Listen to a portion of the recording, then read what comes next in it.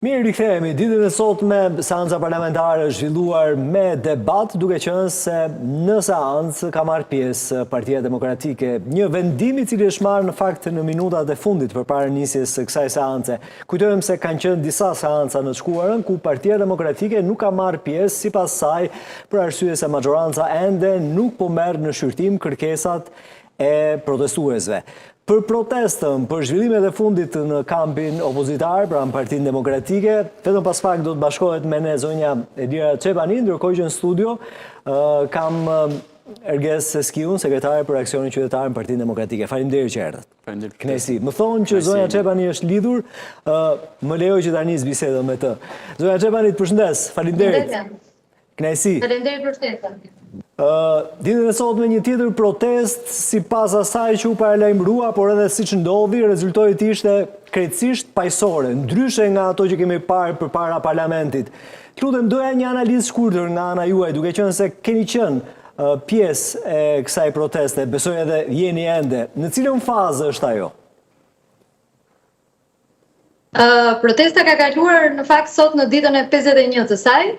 Qytetarët janë në shesh, duke përdorur të gjithë mekanizmat që kanë në dorë sipas legjislacionit tonë për të reaguar, për të thënë fjalën e tyre, për të kërkuar të drejtat e tyre dhe mendoj se qytetarët e kanë treguar më së miri se sa vlera europiane kanë, se sa qytetar janë dhe se sa realisht mirë kanë ditur të kërkojnë të drejtat e tyre, kanë ditur të kërkojnë transparencë, llogaridhënie përmes kësaj proteste që në fakt kemi thënë disa herë, është një nga protestat më të rëndësishme që kanë ndodhur ndonjëherë në Shqipëri dhe është një shenjë e qartë e qytetarisë e cila tashmë është bërë një qytetari aktive dhe është janë qytetarët e cilët e kanë gjetur zërin e tyre dhe e kanë përdorur atë. Nga ana tjetër, ajo që ne kemi vënë re gjatë gjithë këtyre ditëve është që institucionet nuk e kanë patur dhe nuk e kanë ende maturinë e tyre për të kthyer përgjigjen e dur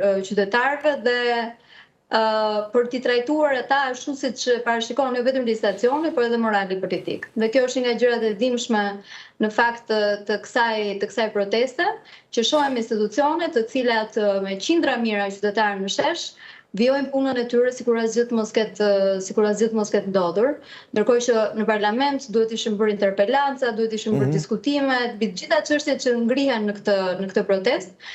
Fatkeqësisht nuk I shohim, pam që në seancën e kaluar u votua edhe një ligj I cili është shumë në fakt I diskutueshëm dhe me shumë pak transparencë, ligji për shitjen e tokave bujqësore ndaj shtetasve të huaj, që është një nga ligjet që fakt për cilën është kërkuar më shumë transparencë, më shumë konsultime, cilën nuk e ka patur. Kështu që ka një problematik të mos përgjigjes të institucioneve nga një anë, po edhe të kundër përgjigjes me të tjera problematikat mungesës transparencës edhe të mungesës së konsultimit, e cila fatkeqësisht e shton edhe më tepër detyrimin për këtë protestë. Qartë, zonja Çepani, ju thoni nuk ka reagim nga ana e institucioneve. Në fakt, njëjtin pretendim ka edhe Partia Demokratike.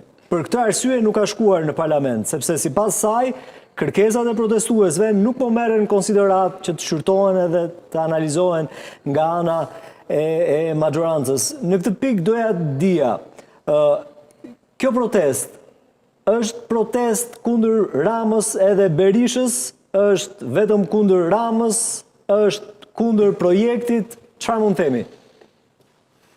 Është një protestë e cila në fakt ka nisur me një shkëndi, e cila nisi me të rreqen zvarr të një personi protestues, I cili po kërkonte drejtat e veta, ishte një nga pronarët e tokës, në një protestë e cila ishte në zonën ku po ndodhte projekti. Në fakt për atë projekt ka patur disa protestat më parshme të cilat kërkonin transparencë, llogaridhënie, siç ne I kërkojmë për shumë projekte të tjera.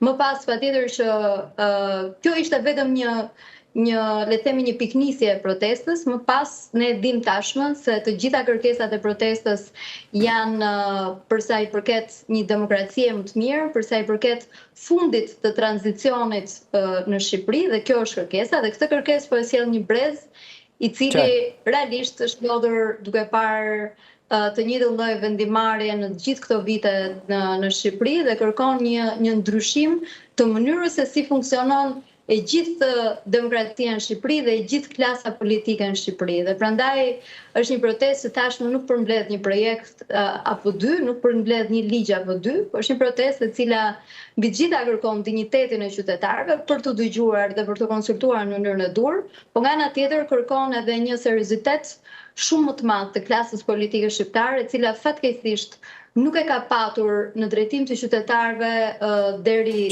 më sot. Zonja Xhepani, keni një koment për sa i përket aksionit të Partisë Demokratike, aksionit opozitar, kërkesat e protestuesve mundohet që t'i imponoj në parlament. Çfarë qëndrimi mbani në lidhje me këtë? Sepse nëse do çojmë pankartat edhe thirrjet janë edhe kundër Ramës edhe kundër Berishës.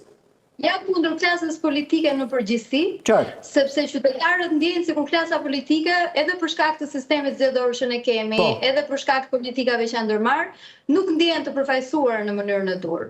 Dhe kjo është pastaj një bisedë gjatë pse dhe si, po është mbi të gjitha për shkak të sistemit zgjedhor, i cili është një sistem i cili nuk i jep të drejtën qytetarëve të zgjedhin përfaqësuesit e tyre, por ata i zgjedhin partitë politike me lista thuajse totalisht të mbyllura, sepse e dim që vetëm 10% e parlamentit zgjidhet me listë të hapura më në fund. Kështu që është një fakt një temë që më drejton.